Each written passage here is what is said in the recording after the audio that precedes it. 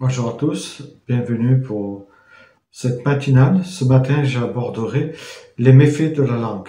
Et bien sûr, je prendrai ce passage de Jacques que nous connaissons bien, ou que vous allez découvrir si vous ne le connaissez pas, où il est dit dans Jacques, chapitre 1er, versets 1 à 26, « Si quelqu'un pense être un dévot, c'est-à-dire un bon chrétien, tout en ne tenant point sa langue en bride, ou qui n'est pas maître de sa langue, mais en trompant son cœur, c'est-à-dire qu'il s'abuse ou qu'il s'illusionne, la dévotion de cet homme est vaine.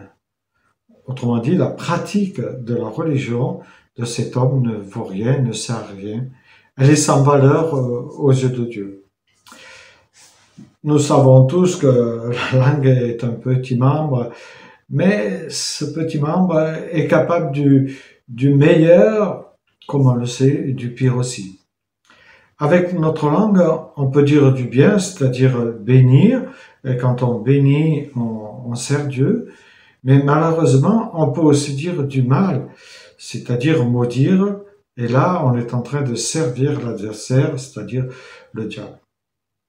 Et quand on sert le diable, on est capable de médire, de répandre des calomnies, des fausses rumeurs, des demi-vérités, c'est terrible ces demi-vérités, avoir des jugements hâtifs sur un tel ou une telle, tromper, berner son prochain en n'étant pas franc, et là on comprend tout de suite la sévérité des expressions que Jacques emploie tout au long de ce chapitre pour désigner la langue. La langue, c'est un feu, un monde d'iniquité. Le constat est clair, que de ravages ont été faits par une seule parole méchante, dans un couple, dans une famille, dans une assemblée, au travail ou ailleurs même. Combien de familles ont été brisées par des fausses rumeurs, des demi-vérités afin de tromper son propre frère ou sa sœur, afin d'avoir une plus grosse part d'héritage. Jacques est très clair. Il dit que les personnes qui ne sont pas francs devant les autres, et automatiquement devant Dieu, ne peuvent pas avancer dans leur marche avec le Seigneur. Plusieurs passages de la parole nous mettent en garde contre la langue, et j'en cite 3.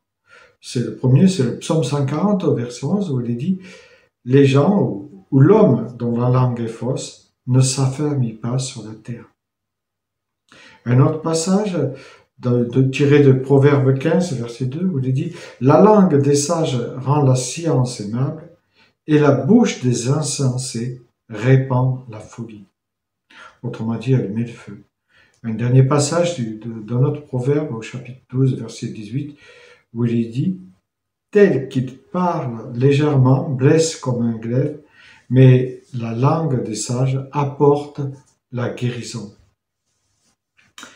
Vous savez, tôt ou tard, le Seigneur met en lumière notre péché, et au travers de Jacques, il nous dit que la mise en pratique de notre foi exige le contrôle de notre langue. Et bien sûr, c'est tout un chantier, mais ce chantier, nous en sommes les maîtres d'œuvre, les seuls responsables. Certes, notre langue n'est pas le membre le plus grand de notre corps, on le sait, mais même cette petite langue, quelle qu'elle soit, peut avoir une activité d'une grande importance. D'une importance malheureusement néfaste, mais aussi d'une importance utile, il ne faut pas l'oublier aussi. En tout cas, la langue, elle traduit extérieurement ce qui se trouve dans mon cœur. Et Jésus l'a cité lui-même, ce passage, dans Matthieu 12, au verset 34, il dit « Car de l'abondance du cœur, la bouche parle. » Il est clair que si nous voulons démontrer notre respect à Dieu, notre respect à notre prochain, nous devons avoir une grande retenue dans nos paroles. C'est notre responsabilité en tant qu'enfants de Dieu, si nous croyons en Dieu, si nous disons que nous lui appartenons. Alors je dirais, si tu veux plaire à Dieu, si tu veux plaire au Seigneur, tu sais ce qu'il te reste à faire. Rejette toute parole mauvaise et demande au Seigneur le vouloir et le faire pour qu'il te donne des paroles d'encouragement pour édifier celui ou celle que tu croises ou celui ou celle que tu côtoies. Veillons sur ce qui sort de notre bouche, nous dit le psalmiste, et que nos paroles honorent Dieu et soient dignes de son approbation. Faisons la prière de David. Que les paroles de ma bouche et la méditation de mon cœur soient agréables devant toi, ô Éternel. Que le Seigneur vous donne de vouloir le faire pour lui plaire et être ses bons témoins.